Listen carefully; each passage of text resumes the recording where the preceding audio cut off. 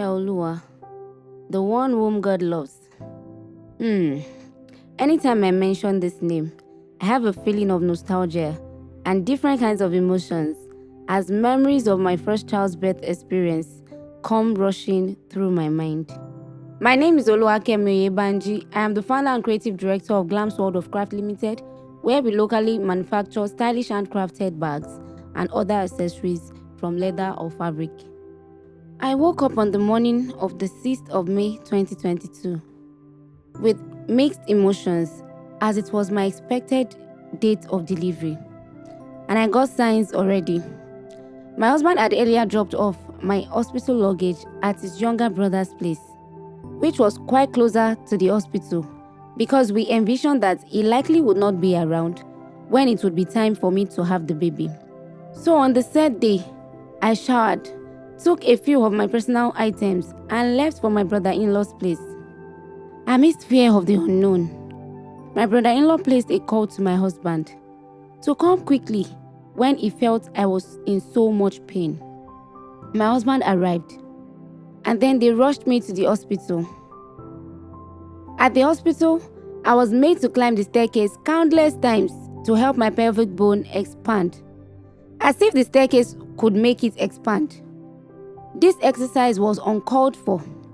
I later discovered from the careless chatter of the two nurses on duty that they had known all the while that I would have to undergo a cesarean section.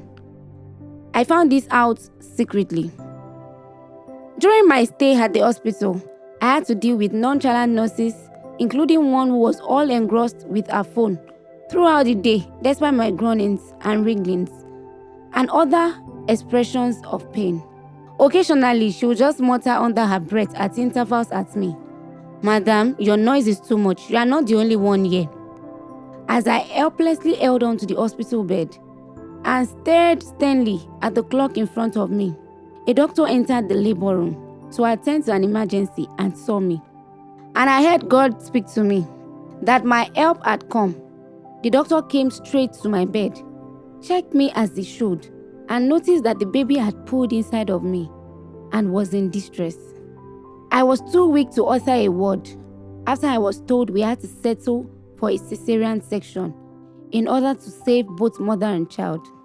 Henny Oluwa is my daughter's name. I can remember the sheer pleasure of holding her and giving her a kiss. The feeling was beyond description. Pure bliss. Little did I know that the post-delivery complications will make me bedridden for 3 whole months and keep me off my sewing machines, my passion, my crafts, and my business for a little over half a year. When I knew that I had not put a solid structure in place in my business was when my most trusted member of staff, whom I thought would handle the business in my absence, resigned without prior notice. We had bought a chunk of raw materials down for customers' orders so that productions would keep rolling even in my absence from work. But my world came crashing when this particular member of staff that was supposed to hold the fort for me suddenly quitted. Somewhere in the middle of all these happenings, my husband lost his source of livelihood. At this point, I realized I had to be stronger than I felt. In fact, I knew if I did not gird my loins and stay resolute, we were in for a tough and bumpy ride. We had to refund some customers who couldn't tie their funds down for their orders to get ready after 5 or 6 months of payments.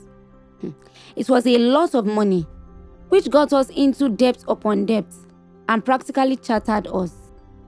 I resumed after 5 months to my business, even though my suture wasn't properly healed and I could do very little. My husband stepped in to assist with productions, deliveries, and supervision of the 2 other staff members that were left. He made sure to supervise, outsource, and work hands-on to get productions rolling. And I worked tirelessly to get more orders rolling so that the business could stay afloat. I kept at it. I tried to pull through depression, lack, feelings of hatred, and dejection. The walls did not eventually crumble on us. We pulled through as a family, Today, the business is booming and growing. Thank God I realized early during our crisis that this craft is my passion, my business, my life, and that my entire future revolves around it. Even though I had a really tough time with my business after the birth of my first child, this craft is my passion, and I know my future revolves around it. Keeping that in mind helped me pull through.